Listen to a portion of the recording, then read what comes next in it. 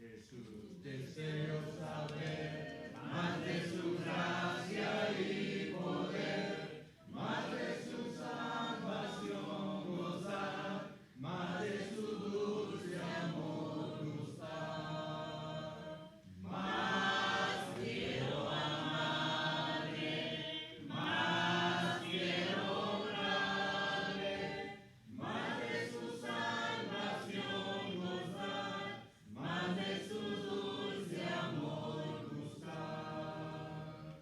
Más quiero a Jesús seguir, más de su santa ley cumplir, más de su voluntad saber, más de su espíritu tener. Más quiero amarle, más quiero honrarle, más de su salvación gozar, más de su dulce amor gustar. Más de Jesús, más oración, más cerca estar en comunión, más su palabra meditar, más sus promesas alcanzar. Más quiero amarle, más quiero honrarle, más de su salvación gozar, más de su dulce amor gustar. Más de Jesús allá veré, más semejante a él seré, más de su gloria de gozar, más su gran nombre alabar. Más quiero amarle, más quiero honrarle, más de su salvación gozar, más de su dulce amor gustar.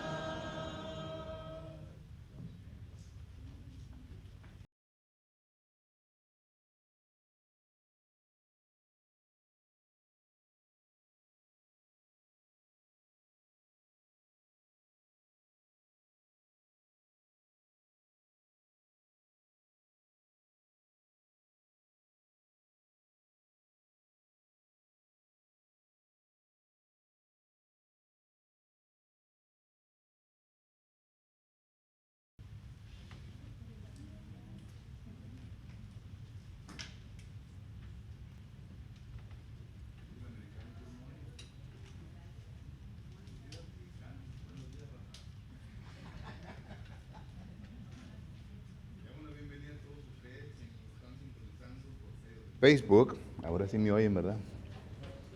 Que nos están sintonizando por medio de Facebook, estamos contentos porque usted nos está acompañando en esta mañana.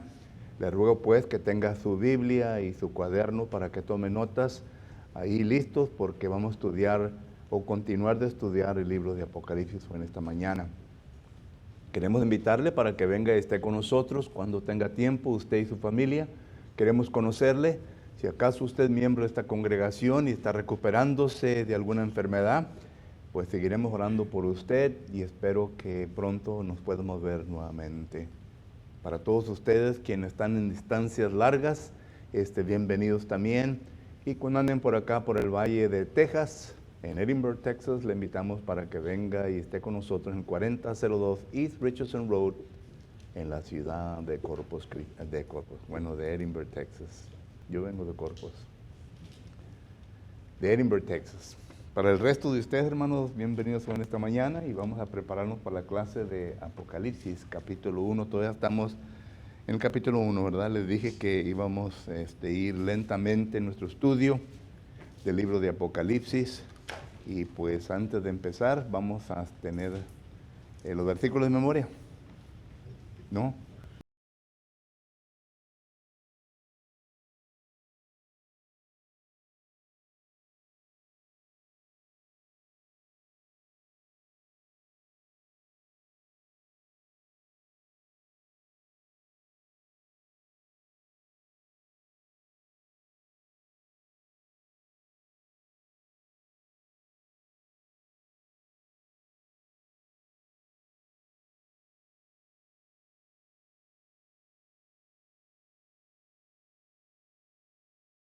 ciudad, hermanos, vamos a orar también por ellos, ¿ok? Pero esta mañana vamos a continuar con el libro de Apocalipsis y ya vimos el mensaje, ya vimos Jesucristo, el revelador, y ahora vamos a ver el tercer punto, que es el lugar y autor. ¿Ok? Capítulo 1, versículos 9 al 10a. No todo el versículo. ¿Ok? Y primeramente dice, yo Juan. ¿Ok? Y recuerden, hermano, que estamos practicando lo que estamos aprendiendo los miércoles, ¿ok? Para que así vayan ustedes agarrando, porque pues hemos aprendido la teoría, ¿verdad? La enseñanza, la instrucción, ahora estamos practicando. Se lo estoy enseñando, ¿verdad? Para que ustedes también lo puedan usar. Y recuerden que dice yo Juan. Y aquí es la tercera vez que menciona el apóstol Juan su nombre. ¿Recuerdan? Apocalipsis 1:1 y luego que el 4 y luego aquí el 9 de vuelta. Solo que no debe de haber ninguna duda en quién escribió este libro. Y claro que ya vimos la fecha, ¿verdad? Cuando estuvimos viendo la introducción, pero dice yo Juan. Pero después de que yo Juan, ¿verdad? Venimos nosotros a ver lo que sigue, ¿verdad? Estamos haciendo un exégesis del pasaje. Y dice, yo Juan, dice, vuestro hermano. Primeramente empieza de vuestro hermano. Y es interesante, ¿verdad? Porque esta palabra hermano, la palabra griega es la palabra Delphos. ¿Ok? Y es interesante porque muchos dicen, bueno, viene siendo hermanos carnales, no, porque si le quita la palabra a, es la palabra Delphos, ¿ok? Delphos, y esto sí quiere decir hermanos de la misma madre, pero cuando le pone la palabra a, esto quiere decir hermanos de un grupo o una comunidad que tiene el mismo pensamiento, ¿ok? Eso es lo que quiere decir esta palabra. Un grupo de personas, una comunidad que tiene el mismo pensamiento o que están envueltos en el mismo esfuerzo. Solo que esto quiere decir, ¿verdad? Que está hablando de qué? De la iglesia. Y claro, ¿verdad? Que más adelante vamos a ver de esto. Solo que miramos nosotros, para llegar a este punto en nuestra vida, necesitamos que entender que la sangre de Cristo Jesús es lo único que nos viene a llevar a este punto, ¿verdad? Porque la sangre de Cristo Jesús es la cual nos viene a quitar nuestros pecados. Efesios capítulo 1, versículo 7. ¿Ok? Y podemos tener también otros. Hebreos capítulo 9, versículo 14. Apocalipsis capítulo 1, versículo 5. Todos estos son versículos que nos dan a entender que por medio de la sangre de Cristo Jesús nos ha hecho reyes y sacerdotes, nos ha dado remisión de pecados y por lo tanto, ¿verdad? Pertenecemos a un grupo de personas. Esto es lo que viene a enseñar Hechos capítulo 2, versículo 47 y también 1 Corintios capítulo 12, versículo 13. ¿Ok? Y puede poner aquí también Hechos capítulo 26 y versículo 18. Solo que esto es lo que quiere decir la palabra adelphos. ¿Ok? Adelphos. Y miramos nosotros que es hermano de una comunidad mucho más mayor. Y claro, ¿verdad? Que ahorita vamos a ver concerniente al reino de Dios. Pero segundo, dice yo, Juan, y luego miramos nosotros que dice yo, Juan, vuestro hermano, y compartícipe,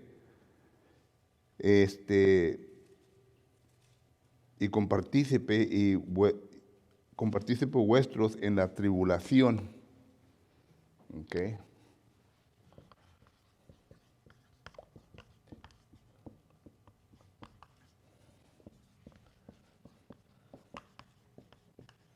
la tribulación. Y esta palabra tribulación, la palabra griega, que quiere decir, esta palabra significa, ¿verdad?, exprimir o comprensar. Se usa cuando se está comprensando o cuando se está exprimiendo, le está sacando el jugo a la uva. Esta es la palabra que se usa, ¿verdad? Solo que esta es la tribulación que estaba ocurriendo en esos momentos en el cuerpo de Cristo Jesús. Y ya hemos visto concerniente a esto, de que la tribulación de la cual está hablando, porque hay varios tiempos en que la iglesia de Cristo pasó por problemas. Recuerden que una de ellas fue Hechos capítulo 8, cuando Saulo viene a perseguir la iglesia. Ese es un tiempo de tribulación. Pero también miramos nosotros, punto, ¿verdad?, cuando Nerón vino a perseguir a los cristianos. ¿Y cuál fue el punto principal de Nerón? Él causó un fuego, ¿verdad?, un incendio en Roma, ¿recuerdan? Y culpó a los cristianos, y los cristianos entonces eran perseguidos, pero no tal como lo fue Domiciano. Domiciano también fue causa de una tribulación tremenda sobre los cristianos. Y la tribulación o los problemas cuando Domiciano, que reinó del año 81 al 96, fue algo totalmente diferente. No sé si acaso usted ha leído el libro de las catacumbas de los cristianos, libros del sufrimiento de los cristianos. Y ahí puede leer usted en cómo ellos sufrieron bajo este emperador, Domiciano. Este fue el que alumbraba el camino que él caminaba de un lugar a otro lugar con cuerpos de cristianos que eran bañados en aceite y luego los encendían en fuego para que así iluminaran el paso del emperador. Hablando de los cristianos. Este fue el que los echó en el estadio, ¿verdad?, para que los leones y los animales divirtiera a la gente en aquel entonces comiendo a los cristianos. Solo que este fue el que hizo todo esto. Y la razón en por qué, porque los cristianos no querían adorarle a este hombre. Él hizo diferentes estatuas a través de Roma y él dijo que él era Dios y que a él deberían de adorar. Bueno, esta es la tribulación del cual está hablando aquí, en Apocalipsis capítulo 1 y versículo 9. La tribulación que estaba sobre los cristianos en aquel entonces, que les hizo ir a las catacumbas, es decir, se fueron en lugares escondidos para adorar a Dios. Solo que este es lo que se está refiriendo aquí, la tribulación de este tiempo. Recuerden que Domiciano, en el año 14, según Eusebio, el historiador, dice que en el año 14 de Domiciano, que viene siendo como el 95, en ese año manda a Juan el apóstol a la isla de Patmos. Y ahorita vamos a hablar un poco más de esto. Pero esto es la tribulación de la cual se está refiriendo Juan, el apóstol en aquel entonces. ¿Ok? ¿Comentario? Sí, hermano. En el tiempo de Pablo, cuando perseguía la iglesia, ¿cómo qué tiempo fue, hermano? Estamos hablando de los 30. De los 30. Pablo fue bautizado en el año 34-35, solo que estamos hablando, sí, los 30. Los 30. ¿Y Nerón, hermano? Nerón gobernó del año 51 al 68. Él fue el que provocó eso de los Sí. incendios, ¿verdad? Y que Sí. también pasó más o menos lo mismo Sí. con Saulo. Nerón pertenece a una dinastía diferente a la de Domiciano. La de Domiciano es Vespasiano, el papá de él, y luego Tito, el hermano de él, y luego Domiciano. Tito, que vino a gobernar del año 69 hasta el 81, fue el que destruyó Jerusalén en el año 70. Solo que luego viene Vespasiano gobernó del año 69 hasta el año 79, que fue el papá de estos dos, de Tito y Domiciano. Y luego después viene Nirva. Nirva gobernó del año 96, del 96 hasta el 98, 99. El otro emperador. Y luego se va a la lista, ¿verdad? Solo que, pero estos dos, ¿verdad? Estos dos son los controversiales, porque en el libro de Apocalipsis, el 666 se lo ponen a Nerón, ¿verdad? Y claro, ¿verdad? Que está hablando de las dos bestias. Las dos bestias que vienen del emperador romano, ¿verdad? Y el emperador. Apocalipsis capítulo 13. Pero ya cuando lleguemos ahí, ¿verdad? Ya le sacamos más juguito a todo esto. Esas épocas, ¿Mandé?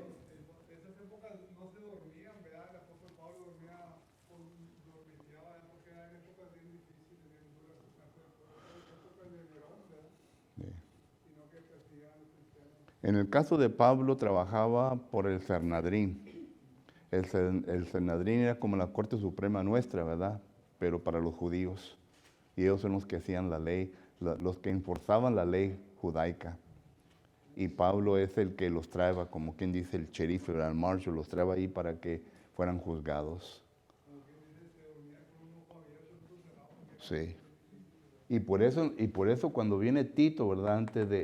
Miren, empieza la guerra de 3 años que le dicen, la guerra de 3 años los judíos, que es del 66 hasta el 70. Pero es empezada por el Sanedrín.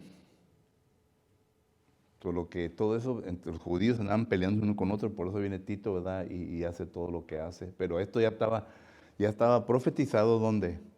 En Daniel capítulo 9, versículo 24 hasta el 29. Las 70 semanas, ¿se recuerdan? Y otra vez regresamos al lenguaje simbólico, ahí en el libro de Daniel. ¿Algo más? Copartícipe en la tribulación, y esta es la tribulación de la cual estamos viendo. Y luego dice el versículo 9, yo Juan, vuestro hermano, y copartícipe vuestro en la tribulación, en el reino. En el reino. Estamos viendo frase por frase, ¿verdad?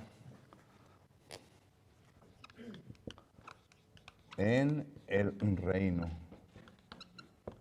Ahora, nosotros aquí vemos que el reino en el Nuevo Testamento se refiere a dos cosas, ¿verdad? El reino.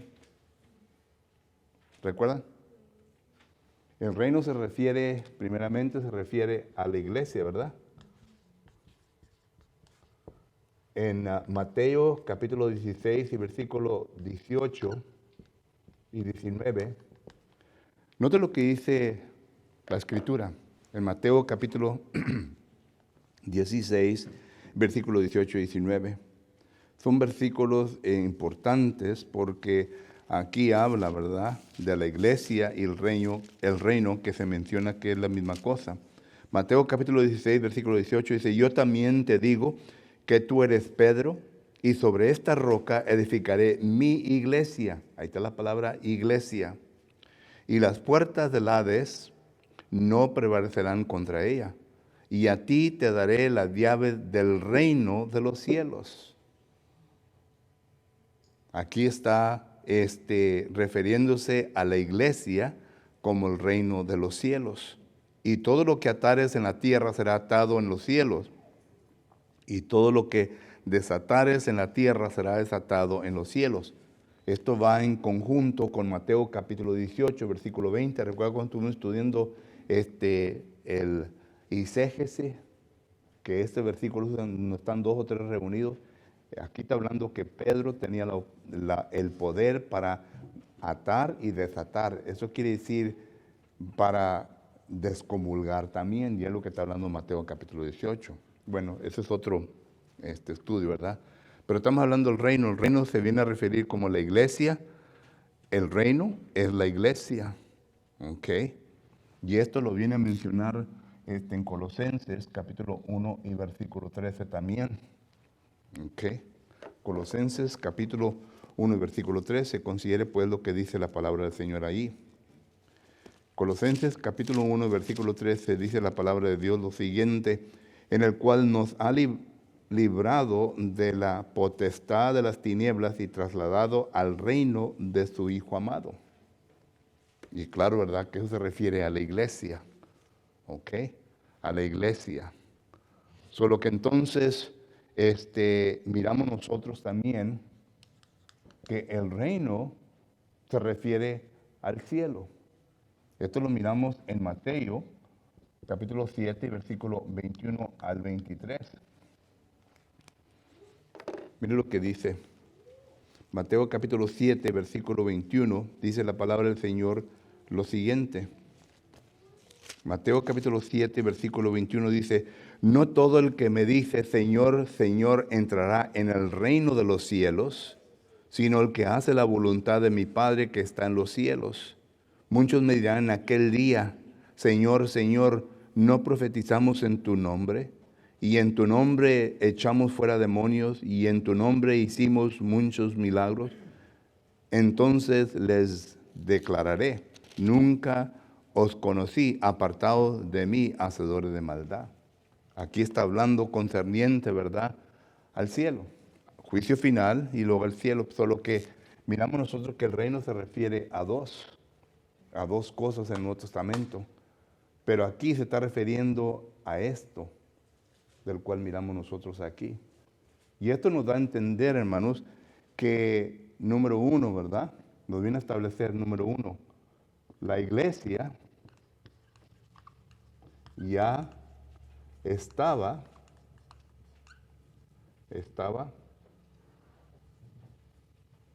establecida.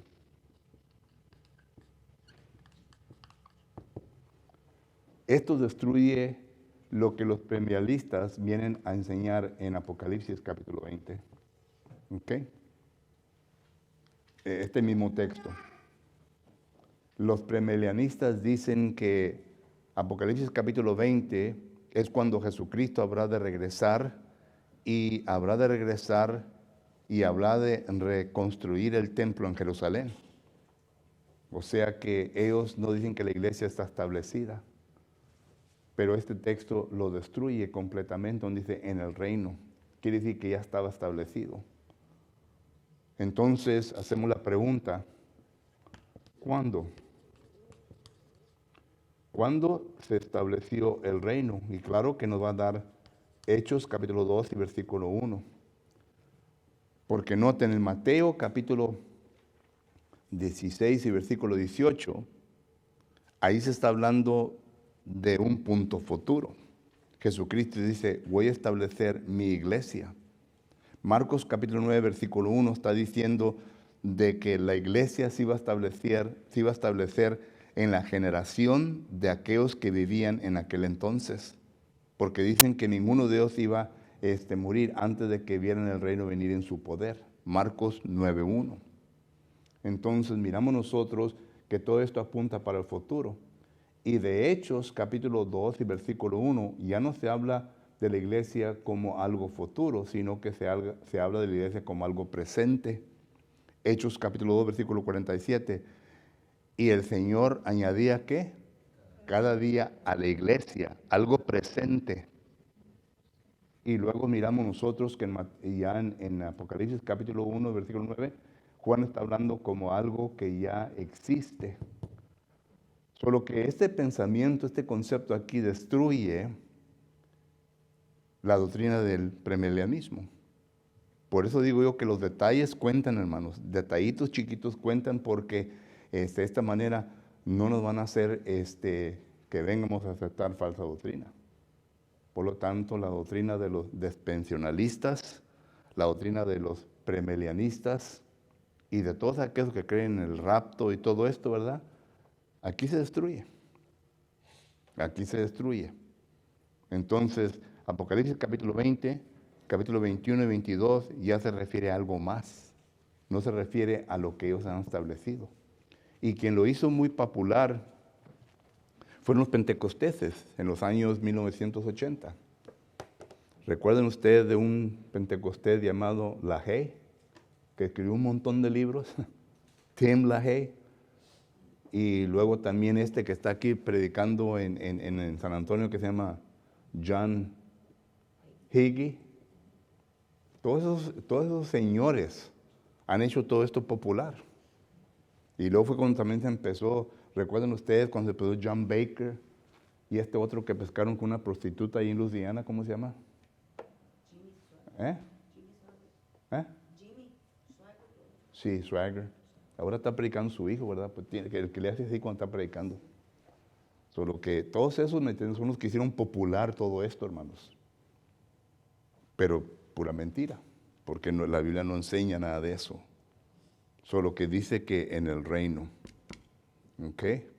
Entonces Juan, siendo hermano en la iglesia de Cristo, fue un copartícipe en la tribulación y a consecuencia de ser un copartícipe en la tribulación, fue desterrado a la isla de Patmos, ya hablamos de eso. Pero dice, estando yo en el reino, ¿verdad? Versículo 9. Dice,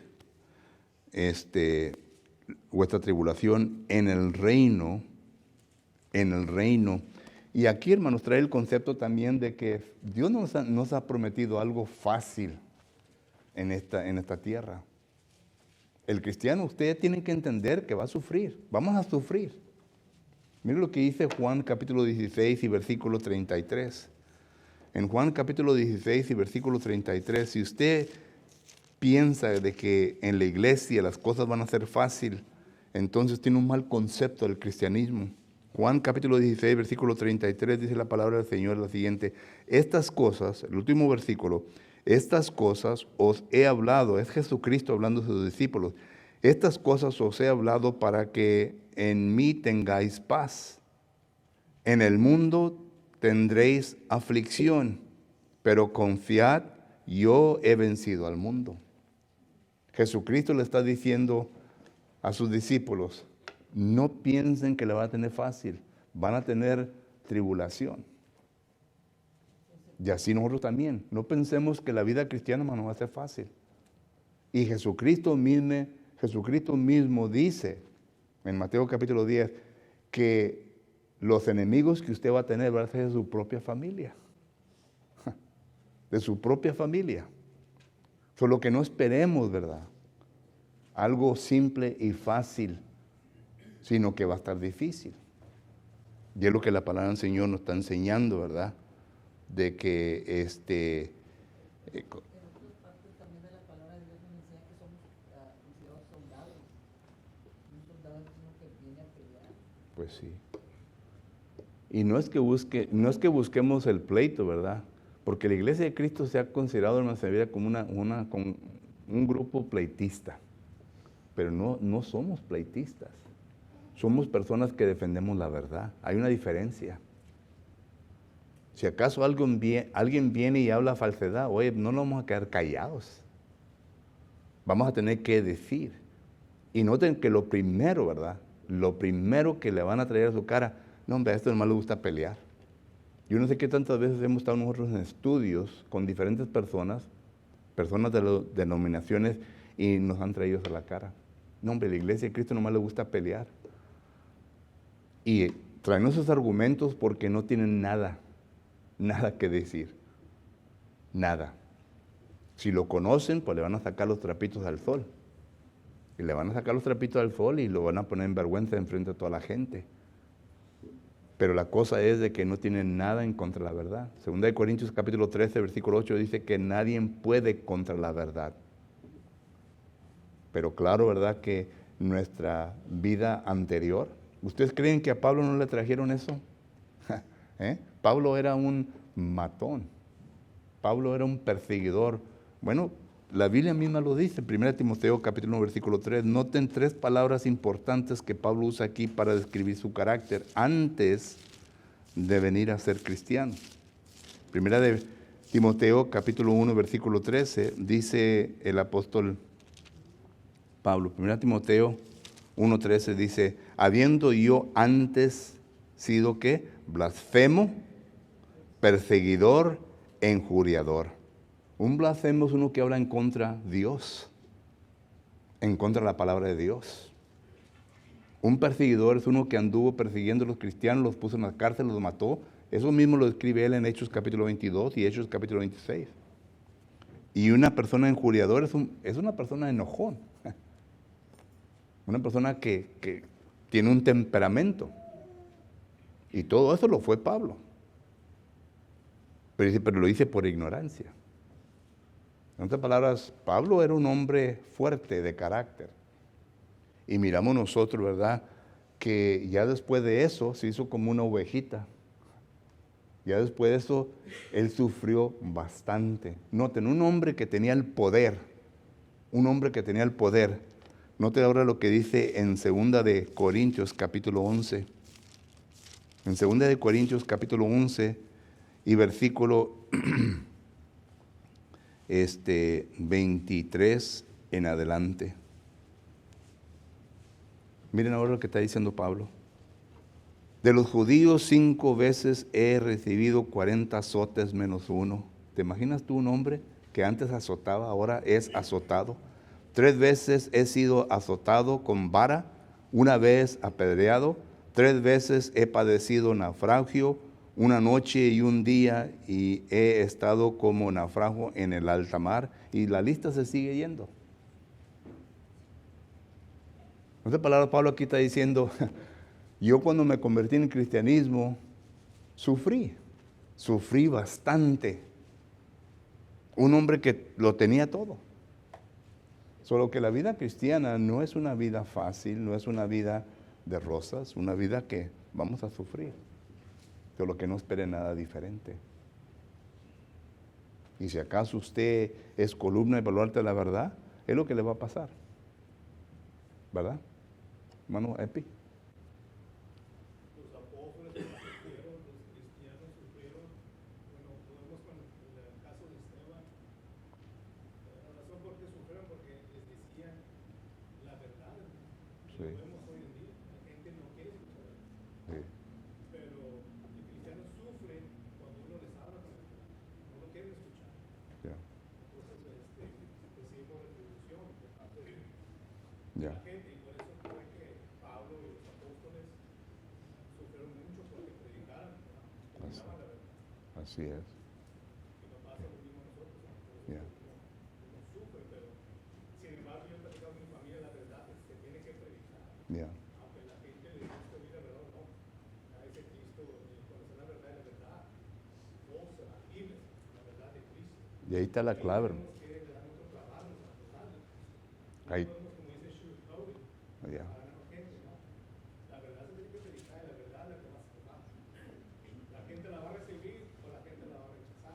Así es. Nuestro trabajo es quedarnos y predicar la verdad de Cristo. Así es. Y miren, cuando usted no está bien cimentado en la verdad, en el conocimiento de la palabra del Señor, la persona sabia lo conoce, hermanos. ¿Y qué creen ustedes que le va a apelar? Sus emociones. Cuando uno está en un argumento, hermano, hay 2 maneras en cómo llegar a un argumento: intelectualmente o emocionalmente. Y muchas de las veces es emocionalmente. Por eso, ¿verdad? Cuando yo era anciano allá en la congregación de Norton, ¿verdad? Un hermano que tuviera un problema con la congregación, nunca se le daba el púlpito, nunca se le daba el derecho de pararse enfrente a hablar. Porque si se prueba concretamente que está equivocado, ¿para qué se le da a una persona, verdad, la oportunidad para hablar? ¿Saben para qué la quiere? Para apelar a sus emociones. ¿Saben ustedes eso? Ya comienzan a apelar y está la pobre hermanita ya que no tiene conocimiento bíblico. Ah, pobre hermano, no deberemos de hacer así con él. Pues ya entró la brecha ahí. Ya entró la brecha. Y de esa hermana sigue otro hermano, ¿verdad? Cuando no tienen conocimiento de la palabra del Señor y estamos discutiendo puntos bien importantes, asuntos importantes, las emociones quedan afuera. Nunca se argumenta, nunca se discute algo, ¿verdad?, emocionalmente. Porque número uno, ¿verdad? ¿Vas a ganar la simpatía de la persona o va a haber pleito? Como hemos oído nosotros muchas veces. Hermanos y hermanas. Oye, si no te gusta aquí, vamos para afuera y allá arreglamos. Oye, pues ¿qué actitud de cristiano es ese?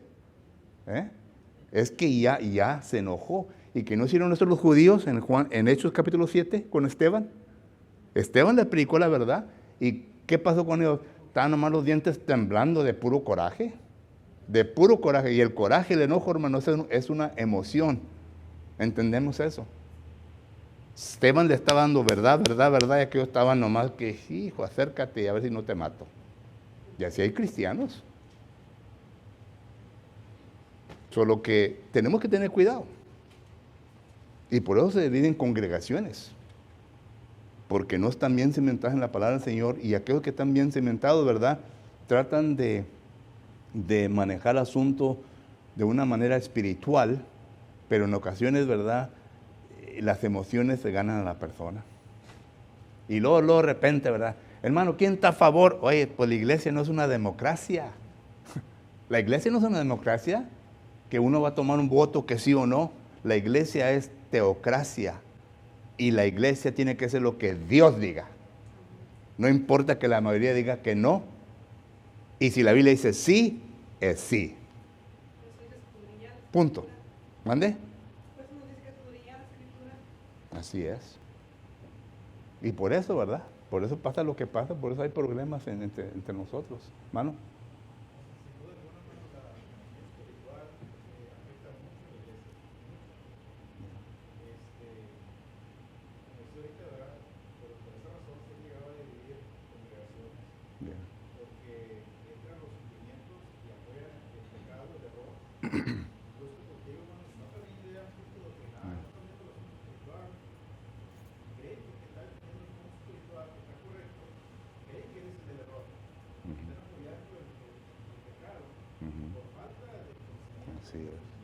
Así es. Por eso el ancianato debe tener cuidado cuando un hermano o una hermana diga, hermano, pues déjeme dirigirme a la congregación. No. No te vas a dirigir a la congregación. Para eso Dios nos ha puesto a nosotros como ancianos para escuchar y oír y hacer un juicio basado en la verdad. Punto. Porque ya entrando a la congregación, ya la cosa se hace más grande. Y más si hay familia de la persona o el cristiano que está siendo reprendido, ¿verdad? O lo que sea. Pero esa es la realidad, hermanos. Como dice el americano, that's reality. Y eso es lo que pasa, y eso es lo que miramos nosotros aquí, ¿verdad? Que tiene que ser intelectualmente. Y me recordó eso cuando Epi dijo, ¿verdad? Juan capítulo 8, versículo 32. Conoceréis la verdad y la verdad os liberará. El conocimiento de la verdad es lo que nos va a liberar, no el sentir. Y luego ya, pues el tiempo ya se me terminó, hermano, pues dice Apocalipsis capítulo 1, ¿verdad? Dice, y en la paciencia de Jesucristo, que estaba en la isla de Patmos. Bueno, la paciencia de Cristo, ¿verdad? Cuando entramos en Cristo Jesús, hermano, nuestra vida tiene que demostrar longanimidad. ¿Saben lo que es esa palabra? Longanimidad. Es decir, aguantar. Aguantar. Es algo largo, ¿verdad? ¿Cuál es su punto de aguante, hermano? ¿Tiene algo que inmediatamente lo levanta, lo enciende? Eso está mal. Eso está mal. Y muchos, me incluyo yo, ¿verdad? Muchos peleamos con eso, ¿verdad? Porque somos humanos. Pero si nos encendimos rápidamente, mucho cuidado. Tenemos que ser una persona que demuestremos longanimidad. Una duración larga, ¿verdad? A pesar de los problemas que están en nuestra vida. ¿Y saben cómo aprende uno eso? Santiago capítulo 1, versículo 3 al 4, dice en la manera en cómo el cristiano llega a ser cabal y ¿qué? Perfecto, que es la palabra longanimidad. Cabal y perfecto. ¿Cómo? Por medio de las tribulaciones. Entonces, Santiago 1:5 dice, si a alguien le falta sabiduría, pídale a Dios, y es lo que está hablando. Si usted todavía no llega a ese punto de ser una persona que demuestre longanimidad, Entonces, cuando le pide a Dios, Dios le va a dar más problemas para que lo venga a ablandar un poco. ¿Mande? Si pides paciencia, Dios te va a mandar muchos problemas. Sí, sí. Solo que entonces que nos falta, ¿verdad? Y empezamos primeramente con la familia, hermanos. ¿Verdad? Que tantas veces nuestra familia llega a un punto, de hijo o hija, que cosas que a uno le gusta, ¿verdad? Y como quisiéramos nomás voltearnos y ¡fua! Pero, ¿me entiendes? Al que a uno lo hacen, ¿verdad? O correrlo de la casa. Pero hay que trabajar con ellos. Solo que es difícil, hermano. No lo voy a decir que es fácil, es difícil. La vida cristiana es difícil. Y ya se me acabó el tiempo. Pregunta o comentario. Jesucristo se quedaba, cuando lo querían provocar, Jesucristo se quedaba callado.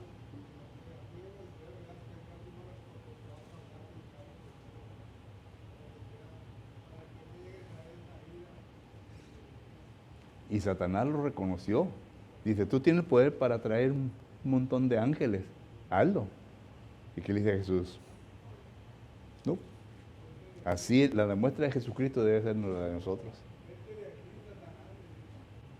¿Y qué tantas veces nosotros cuando nos han hecho mal, ¿verdad? No lo oramos, Señor, págale a este hombre, haz algo con él, ¿verdad? ¿Qué le estamos pidiendo a Dios? ¿Que lo mate? ¿Que le haga un daño, verdad? Pues ese carácter no debe ser nosotros. ¿Eh? Sí, pues sí. Si no dice Dios, ¿verdad? Que debemos de ¿qué? Amarle. Amarle. Bueno, el tiempo se me terminó. Gracias por su atención.